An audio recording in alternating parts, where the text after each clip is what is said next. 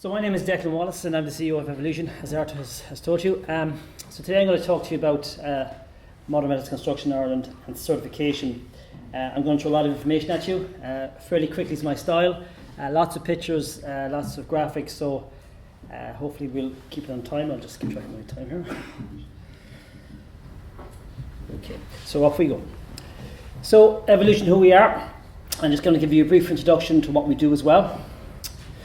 So, Evolution Innovation, we're an international off-site company. Over the last 10 years, we've mainly focused on the UK market, and in recent years, we're focusing on the Irish market. We're a multidisciplinary off-site service. We're a one-stop shop. We've an unrivaled team, and we've worked on over 2.5 billion of off-site projects in the last 10 years, and we're building regulation experts. Very quickly, we're actually in our 10th year this year, come May. We've grown the business to a team of 40. And we've planned to grow the business to 5 million over the next couple of years. So we are world experts in modular and panelised construction, as you will see shortly. So our mission is to be recognised as the world's largest and best MMC offsite consultants in the world, and we're going to hit that target. So basically, we just offer 4 key services. And this is important because it'll give you the confidence to why I'm here talking today. So basically, we've structural engineering practices specialise in modern metals construction, both panelised and modular. So we specialise, and we're leading experts in this. We're all chartered engineers.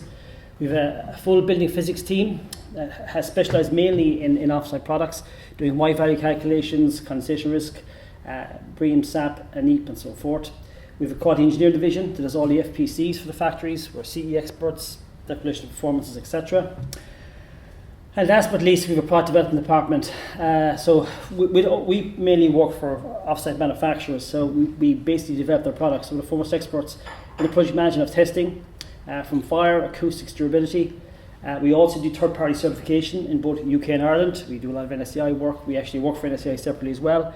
And we do a lot of R&D. And we project manage over 200 fire tests. So we basically do 50 structural fire tests a year. So we're the biggest fire testers, independent fire testers in Europe at the moment. All the testing we do is fire structural testing, be it walls, floors, columns, BSA for 1-4 tests, etc. And we have all these badges. So that's the sales pitch about Evolution over. Now we get into the real stuff. So today I'm going to focus on 2 main technologies. And you're going to see the first one is category 1, which is pre-manufactured 3D structure. So the MMC in the UK have now defined what MMC is. There's actually 7 categories. We're only going to talk about 2 today. So category 1 is structural modular. Category 2 is pre-manufactured 2D structural systems. Today I'm going to focus mainly on LGS, rod and timber frame, because timber frame basically goes to 3 stories, where the LGS goes to 10 stories. So these are the 2 systems we're going to focus on today. So basically what you're seeing here is a category 1 modular system, but it's a uniformly loaded modular structure. So what I mean by that is that basically the studs carry the load, not unlike a corner post system. What you're seeing here is a corner post structural modular structure. The difference here is the corner post is a bit more flexible than uniformly loaded. This is just a little slide. It works. Yeah, it works. So this is giving you an example so everyone is clear what a corner post system is. So just seeing basically you have your corner posts and your beams coming in. Your wall panels then are non-structural. They come in. Your floor is non-structural. So this is very simple. So everyone is crystal clear what we're talking about when a corner post module. So all the walls you're seeing coming in there are non-structural. Basically infill panel going into the structure of the box. And you see how it assembles. Just very quickly go over in a sec. So just giving you an idea of the windows, the floor comes in. It's just a good little example how it goes together, because everyone is clear what we're talking about the corner post module. So that's a category 1 corner post module system. Okay, so category 2 then is pre-manufactured 2D structural system. So this is basically this is an LGS system, line loaded. They can carry composite deck floors, and all these. I'm going to show you these later on. These systems basically go to 10 stories in height in Ireland at the moment. I'll just show you 2 examples. This is some social housing, and this is a hotel built recently by, this is courtesy of Horizon, this picture is. Again, this was courtesy of Vision built. This is a typical hotel. So basically what we would do, we would design the structure for the likes of Vision built. That's what it looks like on a computer after being framed, and then that's your finished building when it's finished. Okay, so that's a typical Premier hotel. So back to compliance. Compliance, why and how? So basically there's a lot of drivers behind compliance. The Hacker report in the UK has been a main driver behind that and has really put a lot of emphasis on building regulations, building control, standards and so forth. So what's very important, this is what I'm going to focus on today, is the demonstrating compliance of offsite systems and the importance of appropriate system-specific testing. And the word is system-specific testing. And has the offsite product got the system-specific test? This is very, very important. And the industry has completely changed now. The offsite industry, they're all now focused, and especially in the UK as well, they have picked up on this, that every system has to have system-specific testing now. So starting with Part L and term performance. So a fabric-first approach is now critical in Ireland for TGL compliance. Remember, there's going to be no ACDs available for offsite systems, so bespoke term modelling is going to be required. So, these systems all need bespoke modelling. Excellent UVS can be cheap, but calculations should only be done by competent persons, as calculations are quite complex, and that's very important. People should not be doing simple calculations using a UVI calculator on some of these systems, because they're far too complicated to do properly. Innovative solutions will be required to reduce thermal bridging and will need to be designed at design stage. So it's very important that you understand how you're going to thermally break the structure from the foundation, balconies, etc. But with the right know-how, there is solutions. So just briefly on that, so from a building physics perspective, you have NSA approved term modelling. We'd recommend the calculation might be approved. When you get into overheating, especially with the new NZEF for non-domestic buildings, overheating is now mandatory as part of the standard. So one of the biggest challenges we're finding in the UK over the last couple of years is overheating. Overheating is a real challenge as you go higher. It's a real challenge, and you really have to keep that glass below 25%. So overheating is probably our biggest challenge in designing of buildings at the moment, trying to keep the buildings low. And obviously BREEAM lead and SAP, so that's where we're going. So this is an example of dynamic simulation modelling, the importance of obviously daylight, and then we just kind of show the simulation of overheating. Okay, fire testing. So fire resistant testing of category 1 and category 2 steel structures. So you're going to see about them. So why am I bringing up a picture of a nice boring standard, ISEN 520 and plasterboard? Well, I bring your attention to the bottom part, 4.2.2. So following Grenfell, the plasterboard manufacturers kind of have stepped back from all loaded testing. So they've now went back to 4.2.2. So resistance to a fire is characteristic dependent on an assembled system and not the product in isolation. So what does that mean? So that basically means they'll only stand over something if it's specifically tested. And the problem is when you get to these structures, category 1 and category 2 systems we're talking about, these are all structural systems. So structural systems must have a specific structural test, and it's all about load. So straight in, so this is a typical EN 1365 test. BS476 is no longer allowed under TGD Volume 2, but Volume 1 still allows it. So basically this is what you're seeing as a loaded wall test, and it's all about load. So adequate detailing service is important, and the importance of load. I can't stress the importance of load. So why is load testing so important? So it's recommended under the document called SCIP 121. The studs should not be designed more than 80% of their axial capacity under normal conditions, unless they have fire tests which prove otherwise. So the load ratio is greater than 0.4, result in an ultimate limit state or approximately 120. I know there's too many engineers here, but that basically would result in a lot of over-engineering, an awful lot of over-engineering. And boarding combinations need to be tested to ensure steel is protected, the temperature of steel remains as low as possible, plus maintaining integrity insulation. So it's really critical when we look at all these test rigs. And the biggest problem we have at the moment, especially when we get into the corner post market, and as I will talk about, is that the rigs we have in Belfast and in the UK can only do 150 kilonewton. We're going to far greater loads than this now, far greater loads. So we have to rely on steel temperature. And I don't want to get into too much detail today, but there is a huge difference between a light gauge section. Sorry, there's a huge difference between a cold roll section and a hot roll section. There's a emitter around about 550 degrees Celsius. 550 degrees Celsius only affects structural, hot roll steel structural sections. It doesn't reflect cold roll sections. Cold roll sections lose strength at 300 degrees Celsius. That is a massive difference, right? And it's important engineers understand this. So we're completely obsessed with steel temperature. And of course, you know, you would get a steel temperature failure much lower with a light gauge section where you would with a cold roll square hollow section. So it's quite a complex field. So it's very important that we're testing these to adequate loads and we're recording steel temperature.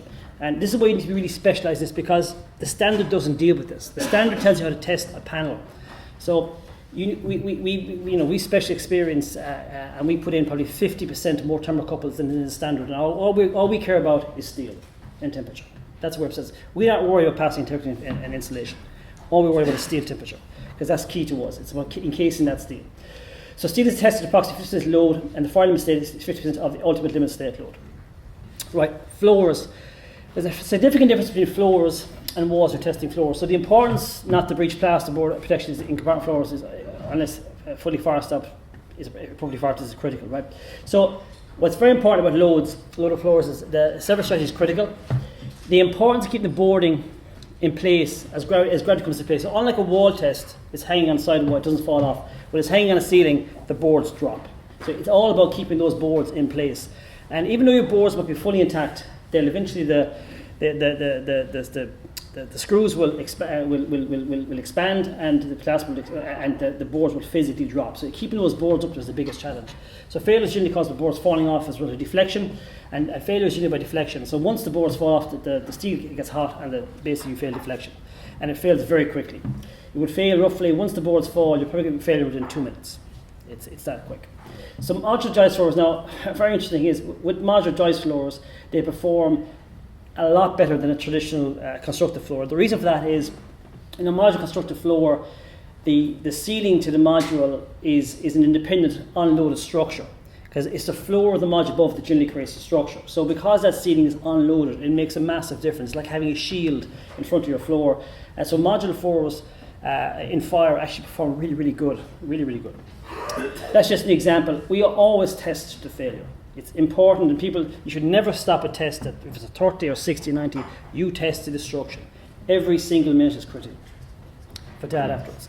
So just on this and on fire, I just touch on passive fire protection. Just on passive fire protection, it is very important that if we're using a passive fire protection product, that product is fit for purpose in that technology, right? So if we go back to an LGS system or modular system or timber system or an ICF system, whatever it is, it's very, very important that the manufacturer and supplier of the proprietary passive fire protection product, that they stand over the product with that application. That's very, very important. And we're seeing a lot of people, they're using products as a 2-hour or 4-hour rating, but it was never tested with that application. And it's not fit for purpose in that application. That's very, very important. So you must ensure the products are suitable for the configurations which they're incorporated. That's very, very important.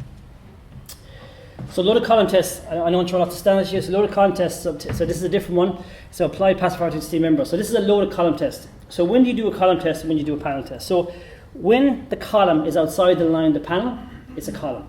So you cannot have a piece of column sticking out of a wall and use an EM1365 test. That test no longer stands. If your column sticks out, if it's exposed, it's a column. It's a completely different test. It's a completely different rig. It's a very different test, right? So that's a loaded column test. Our experience of loaded column tests are they're quite easy to pass once you design properly. But again, back to loaded column test, you will not be able to rely on the white book or the CitA manual for this data, because in modular construction they will be doing it differently than you have in your normal white book or the test because of space and size. So again, once anything that's slightly different, it must be tested. So just to summarize fire. Tested low wall panels with source positions so what we always do when we test a loaded panel, not a separating wall, we do a loaded panel, we always incorporate surfaces in the test. That's very important as well. Is the product fit for purpose for the purpose class of building? So when you're looking at the off-site system, has the system been approved for the purpose class we're using? For example, purpose class 2A must have non-combustible floors. Non-combustible, basically concrete floors, right?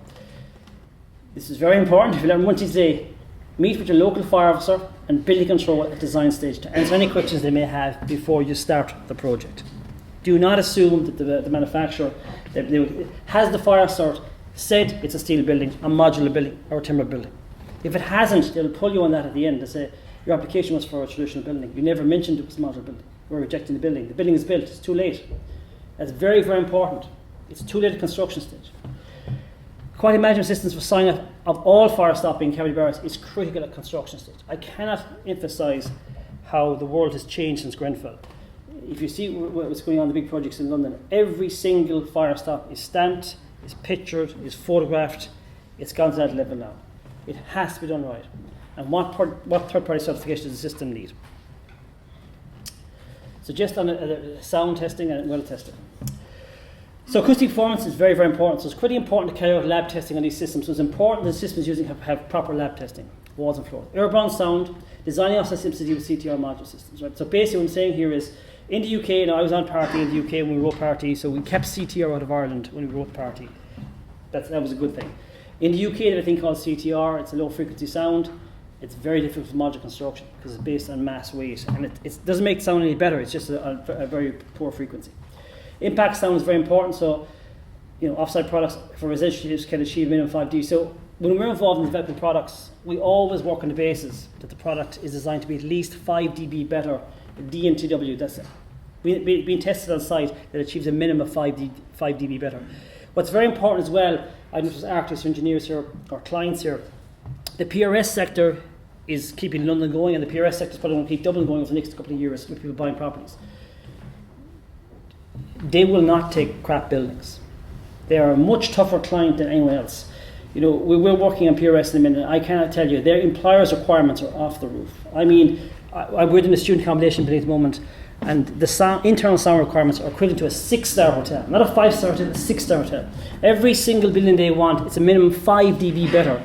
I could be testing 500 rooms. Every single wall must get 5 dB better than regs. So they're very tough. They're very tough ERs. They do overheating analysis. They're obsessed with their occupants, right? Because they're in the business, the greatest house in this world, they have 500,000 beds. They're in the business of giving experiences, life choices to people. They want people to move in and not move out. So it's all about an experience and lifestyle. It's all about having the perfect environment. They really do care about their buildings. And they'll have a very strong client team. If they're spending 50 million, 100 million on a building, they're going to have a team of experts that'll pay 4 or 5 million to ask hard questions. And they know what they're asking. Okay, other thing I said, and this is coming in London at the moment, BS 823 is mandatory. It should be mandatory here. It hasn't been enforced, but acousticians are bringing it in here. So BS 823 is basically environmental sound. What we're saying is here, if alongside the Lewis or the train, it's the sound from inside to out. That's basically what it is. And it's very important. Now, I suppose one of the positives with where we've gone with since Grenfell is non-combustible walls. Mineral wool is actually quite good at enhancing acoustics externally. That's a positive from that side of view. But it's very important that the external wall build-up of the offsite system can achieve 45 dB plus CTR. So that would be equivalent to about 60 dB. So it's very, very important that the wall can do that by itself with the cladding. Because remember, if you have a cladding like a terracotta cladding, it will give you 0 dB performance. 0. So you're relying on the internal wall only to get all your performance. That's very, very important. So, just obviously we've mandatory post-completion testing in Part E at the moment. Offsite building systems separating walls and floors, once properly designed, provide excellent acoustic performance and exceed both airborne and impact performances by up to 8 dB. If you get it right, it's fantastic. When you're testing, we project manage loads of testing for our clients, and it's just such a relief to know you're going in and you get reports and you say, yeah, great, and throw them onto the client. If it's not designed properly, what do you do? And these clients are tough, they won't take the building. So it's very important that you know before you build it that's going to get it. This gives the builder confidence and building will be compliant. So window testing. So this what you're seeing here is a CWCT test rig. You're going to hear a lot more about CWCT testing in Ireland going forward. The planning consultants like buildings and all these people, they're going to keep pushing this at you going forward. So if you've got a building and putting on any innovative cladding, it will more than likely need a CWCT test. In the UK, NHBC, it's a means of complying with a building that you have a CWCT test. So basically, you're just seeing a shot of the rig here. So it drives wind and rain. That's an air chamber there. It's a very, very important. And all the systems you're going to see in a few minutes about, we would do this test as standard on any external cladding system. So the lovely NSAI. So the importance of third-party certification, it's very important to make sure the offset system in Ireland has NSAI certification. I think there is, if you don't have it, don't use it. It's an innovative system. You can go back to first principles, but that's not what I would recommend. So one last point, third-party certification does not guarantee project compliance. Okay. So, what systems are currently certified in Ireland? So, what you're seeing here, you're seeing an awful lot of light gauge steel systems coming to the market. The reason the LGS is coming to the market is because the timber can do 3 stories, no problem. The light gauge steel can do up to 10 stories and can do concrete floors. So you have a non-combustibility over 10 meters dealt with, and it's more versatile than the modular construction. In other words, you can take more trickier footprints, and it's a bit more flexible, and it's cheaper. Okay, it's ultimately cheaper, and will give you approximately 20 to 30% program saving. The LGS that will be very popular in the UK. There will be about 30 manufacturers in the UK, and we're seeing a lot more manufacturers now coming through, and there's more coming. On the 14 you see is modular. So we only have kind of 1 or 2 main ones at the moment in Ireland. So MHI have recently got a 10-story cert for their system in modular. I would just bring your attention to one key table in all these argument certs is the importance of the fire testing. So you'll see now, even though they might get an argument cert, it's very important to keep an eye on that table, the table 4. And a lot of these companies will still be continuing testing after certification because it's very expensive fire testing. It's very important that you check that whatever the building is in accordance with what they've tested. So, it's all fine saying the wall is too thick, you want to take a board off here, a board here. You have to make sure you can't change boards willy-nilly. You have to make sure the boards are as per tested. Very, very important. So just to give you a quick example of the stuff we're working on in London. This is a company called Evolusion Modular, and this is an example of where we're going to go with this stuff, and this is an example of world-class projects. So we've been involved in all these projects. This is Vision in the UK. You'll see they've gone from 2 to, we're just finishing one now at 44 stories. Art was telling me he was actually in the 44 story last week. So you can see these are very impressive buildings. One of the reasons I bring this up is I was in a presentation recently and said, these buildings look very modular. Now, if you see these buildings don't look very modular. These are very impressive buildings. But again, that's down to the modular technology, right? So corner post systems give you more flexibility. There's a huge difference between modular manufacturers. This system is a complete different system to some of the other systems you see because they use different materials. So they're not one for all. The products can be very different. So this is an example of some. This is Bottle Lane. I think it's a 13-story building. It's apartments. You can see it's very nice. This is Apex House, student accommodation, 28 stories. You can just see it. Very impressive again. Another view of it there. Oh yeah, just seen there. 500-bed student accommodation. Just built over 12 months. This is Mapleton Crescent. What I bring attention to this one is look at the site. The site's on the left-hand side. Look at the tightness of that site. That site's an impossibly tight site. That's what makes modular so attractive. Awkward, difficult locations. That financially stacks up.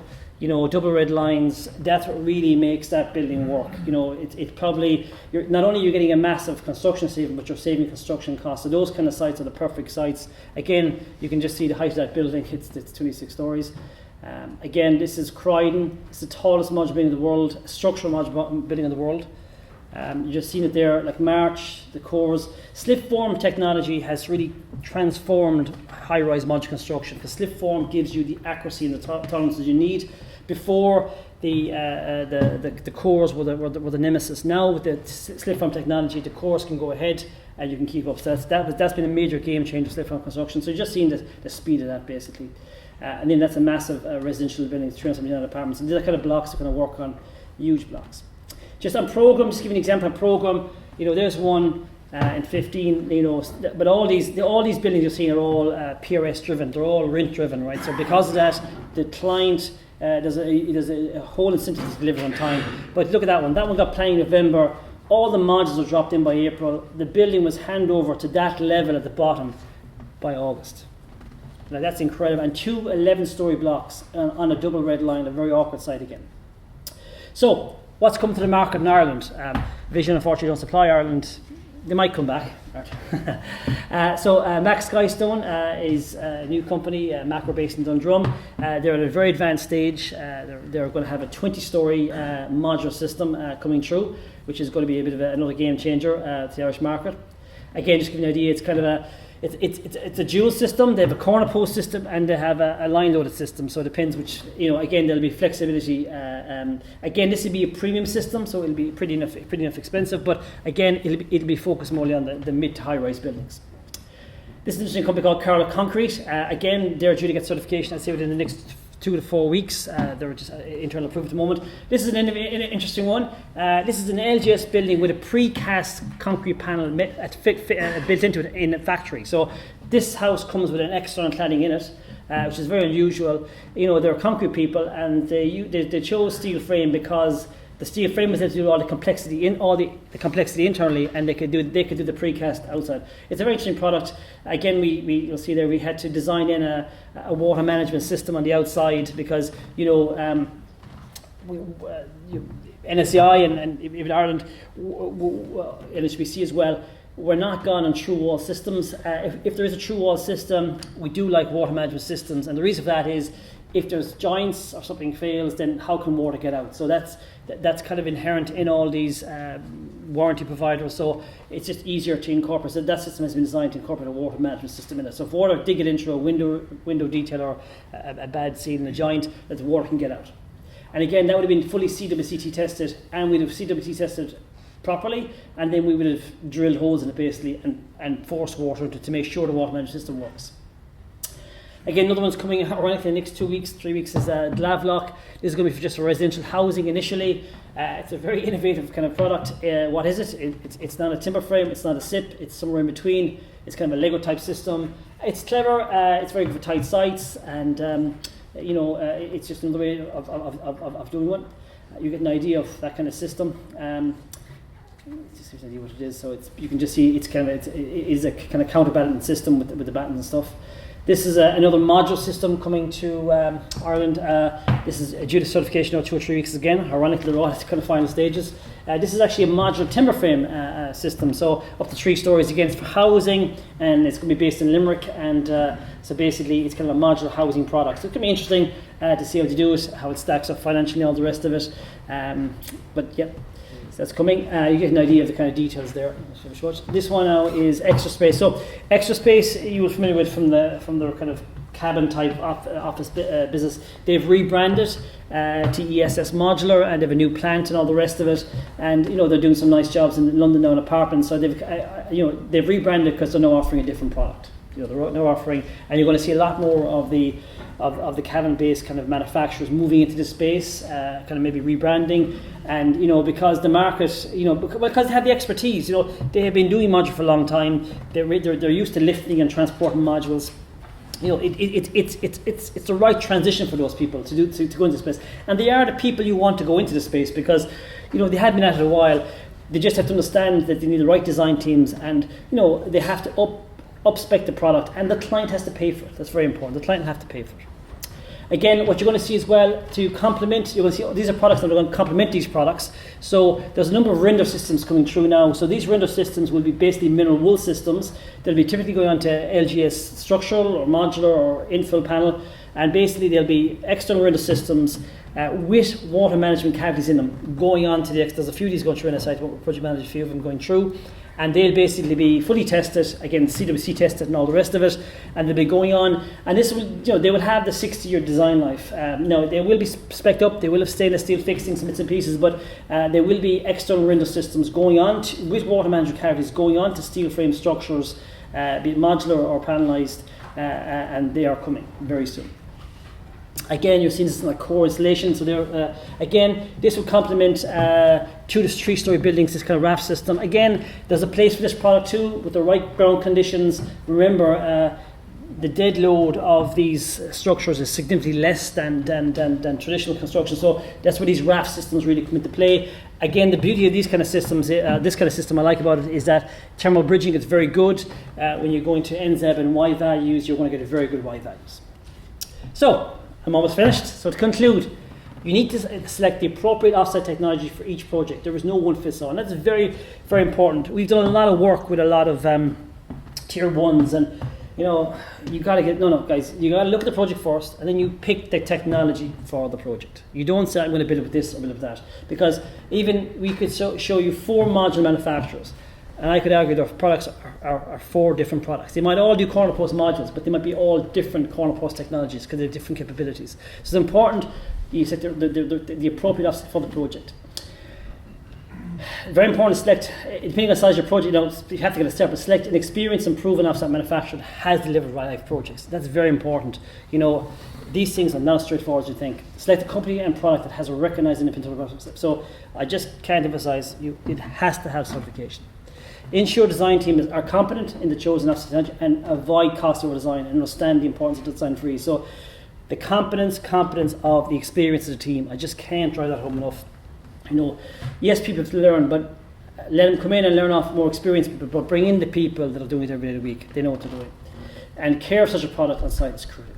What I mean by that is, there's no point doing a beautiful building and it gets wet. You've got to mind the product. The people that are running the site need to mind the product, okay? They need to understand that. Conclude, MMC is here to stay, but it must be designed and installed correct. That's my closing remark. It is here to stay. I'm in MMC 15 years now, right? I have never seen it as it's here to stay. We have people ringing every day of the week, it's here. Arthur's highlighted the reasons why. We can barely get engineers. Don't mind get workers. So it's here to stay. We have to embrace it. We have to accept it, and we have to support the industry. More importantly, if you're a contractor out there, you have to give the manufacturer a chance. Just on this, and trying to go a bit over time. Just on it, you are seeing what's happening with the likes of BAM buying into MHI. You are seeing CISC buying Vision Built. You're going to see more of that because we can no longer have a relationship where a tier 1 contractor, something goes wrong, and the poor supplier gets liquidated. That has to stop. So what you're going to see is these manufacturers are going to have shareholdings in the tier 1s, and they have to work together to make the projects work because the tier 1s won't be in business anymore if they don't want to supply these products. So they can't keep, I don't want to say the language, but so that's where you're seeing the transition now. You're seeing the transition from the main contractors and developers taking shares in these manufacturers. That's it. Thank you very much.